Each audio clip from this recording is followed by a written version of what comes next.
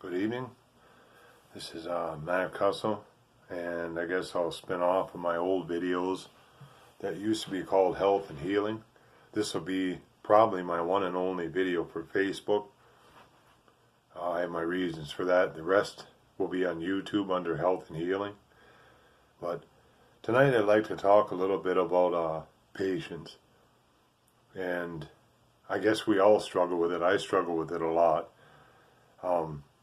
For instance, if you have patience with impatience, I should say, and what we are patient with, like, say me, I'm one of the most impatient people there is.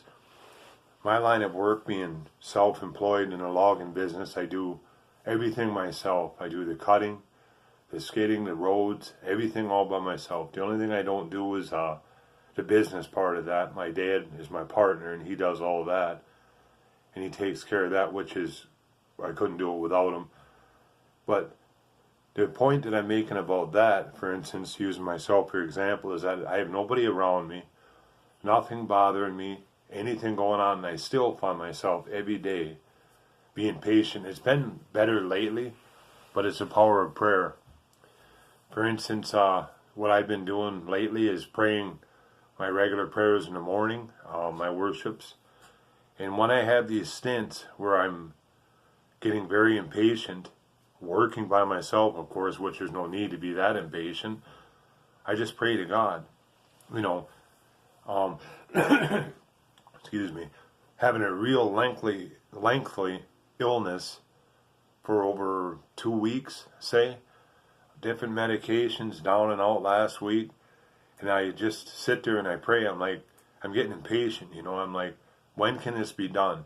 But the point that I wanted to make about that is, something taught me while I was sick and I was almost bedridden for 5 days, is it made me think about the way I live my life, the way I conduct myself around people, my mistakes, being patient, being humbled very much. When I sat on the bed off and on that day, in the bed I should say, it really humbled me.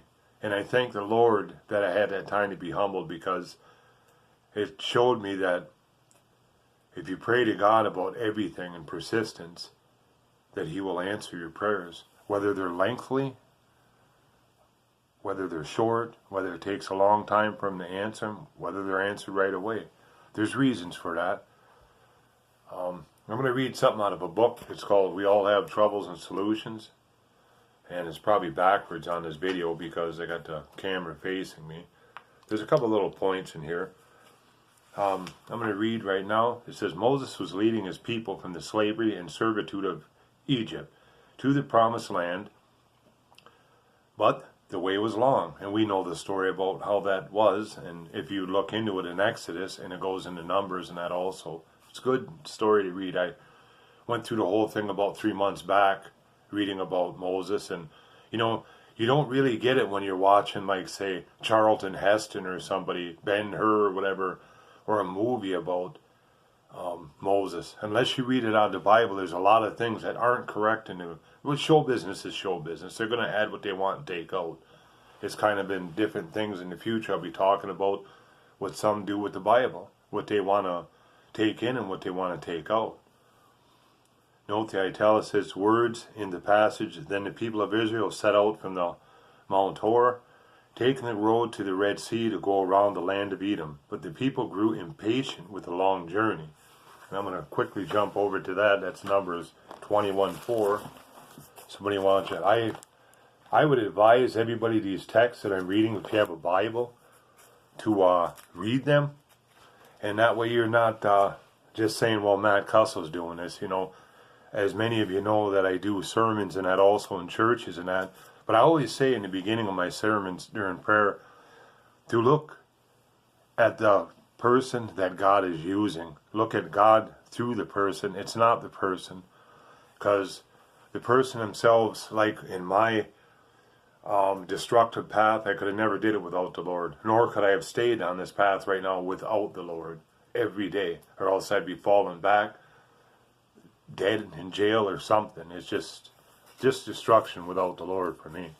Then they journeyed from Mount Hor by the way of the Red Sea to go around the land of Edom, and the soul of the people became very discouraged on the way. You know, there's points in that I'm going to share a little bit with about that story, which I wasn't going to bring into this, is that, they had manna out there, and that was like a bread type honey. I guess we'll have to ask the Lord when we go to heaven, what the stuff was really made of or whatever and that, but it was like a honey bread type thing, and they get it every single day, and they complained about that. They complained about the water.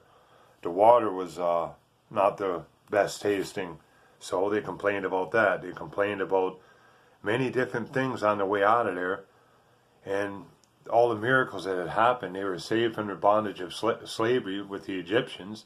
They crossed the Red Sea. I mean, the Lord parted the Red Sea. There was many different things, and if you dabble into it a little bit with the story, if you read into it in the Bible, you'll see what the people, some of the bad things that happened to them because they wouldn't allow the Lord to work in their way. They wanted to do it their own way. And that's sometimes what we do. I know I do. And I have to correct myself with the Lord and ask Him to help me.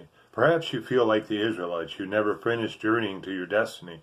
One year ends and the next begins, and you think this is my year. However, you encounter more of the same. If you're honest, you even question whether God really exists. I do that sometimes, not as much lately, but I had to, in my life lately, I have to really, really rely on God that He does exist because of all the little things that happen in my life and big things. They've never happened like this in the past couple of years throughout the previous 40-some years of my life. It's just when I chose to ask God to really help me and come into my life, and the Lord has really blessed me. And I get trials and tribulations just like anybody else, but the Lord teaches me patience. And when I have impatience, and there'll be like a little story behind this, like, oh, that's why that prayer wasn't answered, for like a month. Oh, that's how that prayer was answered right away, There's some things, certain situations, like a marriage that never gets better, okay? Children that get into trouble and they don't learn. Debts that never go away. A diet that doesn't work. I don't like talking about that because that rises a lot of tempers talking about diet, but I'll use that for an example with me instead of the drinking, drugs, and Satanism. That's something I'm trying not to talk about too much anymore. The other day I was at the doctor's and she weighed me and I was 221 pounds with my clothes on. And the lady said, on your charts here,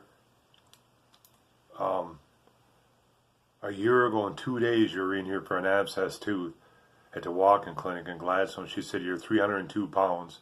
And she asked me how I did it, and I said, by diet and exercise. I didn't get into it, but that's one thing that, like this, says something that doesn't work out. But I was patient, and I did it the way that I thought the Lord wanted me to do it. And I won't get into that, how I did it, but it's a healthy way to me, but I'm not going to preach on that. And I'm in better shape. I feel a lot better, and I can get around real well for an older man. But that's one of those things that unless I took the patience out and asked the Lord to help me, the Lord changed that. But it took a while to do it too. You just can't change something overnight. It's like a bad marriage. I've been there, done that. You get divorced or say a breakup or something like that or whatever, and then you go to the Lord and ask, how do I get through this? How do I do that? There's a lot of us, like say me, for instance, in one of my couple encounters with divorce or whatever, nothing towards the other person, but I look back and I'm thankful that it happened the way it did. Not that divorce is good, but there was reasons. I wasn't the most fit person to be with, and people in my situation, we weren't right for each other. And it took a little while to get through it and that, but I look back now and I'm like, it was better for both of us. We both went our separate ways and it worked out for the better. And say like finances or anything like that, a lot of times, that why is this happening or why does this car break down? I've had it happen to me before, and that I'll have 3-4 different things happen right in a row. But I pray to the Lord, and it's like, For instance, with patience, I was praying about my vehicle. It was leaking antifreeze about 6, 8 months ago. And I figured, I called 2 different people, and good people in that, here in Gladstone. And they said that, no, can't get to them for 2 or 3 weeks. But, they're busy men. And I thought, boy, does this ever. So I just was patient, and I thought, well, I need to call somebody else. I got on my knees, I remember that one night, and prayed to the Lord. I said, I'll try to get into this myself. And I started seeing this was something I couldn't handle on my vehicle. Usually I can fix quite a bit of stuff, but this was something that was beyond me. And on my truck. And anyways, I had called this one person that my dad knows from up north, and he got me in the next day. And I'm glad see this thing about patience and using prayer, is I'm glad that it worked out that way, because it cost a lot less for me, because my dad knew the guy. I helped the guy. He said, if you help me, I won't charge you as much. So I sat there and helped him that day. And something that would probably cost $300 somewhere else, and that's just what they charge. It's a rate. Cost me $90. And it was a blessing. And that was being patient, and I realized that in my patience and praying to the Lord that He handled it, and I got my vehicle in earlier, and I saved money. But it's just one of those things, Also, I'd like to share a couple more verses here. We'll jump over to 2 Peter 3:9. You may ask, well, what does this have to do with patience or impatience? But I'll kind of explain to the best of my knowledge on some of these things, like I do in a sermon afterwards. Once again, we'll jump over to 2 Peter 3:9. All right. The Lord is not slack concerning His promise, as some count slackness, but is long-suffering towards us, not willing that any should perish, but that all should come to repentance. You may ask, well, what does that have to do with patience and stuff like that? And a lot of you probably do know it, that some people say, well, why doesn't the Lord come? Why isn't, like, for instance, my mom, we all know that she's got stage 4 cancer, and she's terminally ill. And I used to think, the Lord will come and help her. And He has helped her through our prayers. My mom has lived almost 9 years, as opposed to the 6 months that they give her, almost 9 years ago. And I asked, a few questions, like why, in patience and that, why doesn't the Lord come? Why doesn't the Lord save us now? It's like the story in the Bible about the lost coin.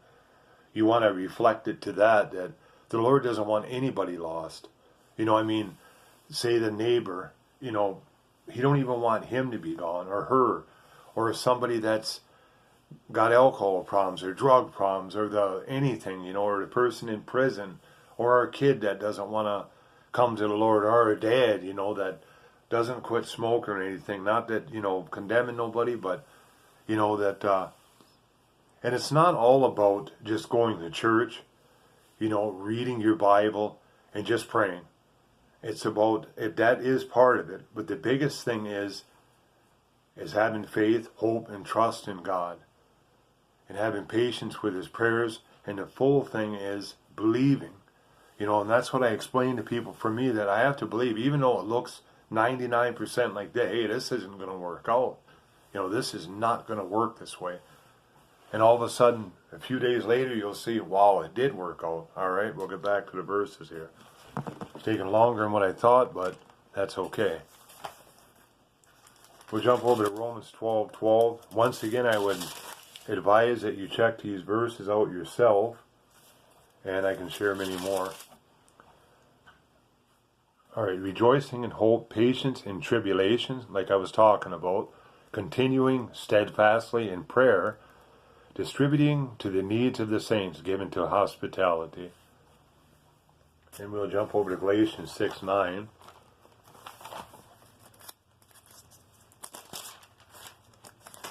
That's just before Ephesians in the New Testament.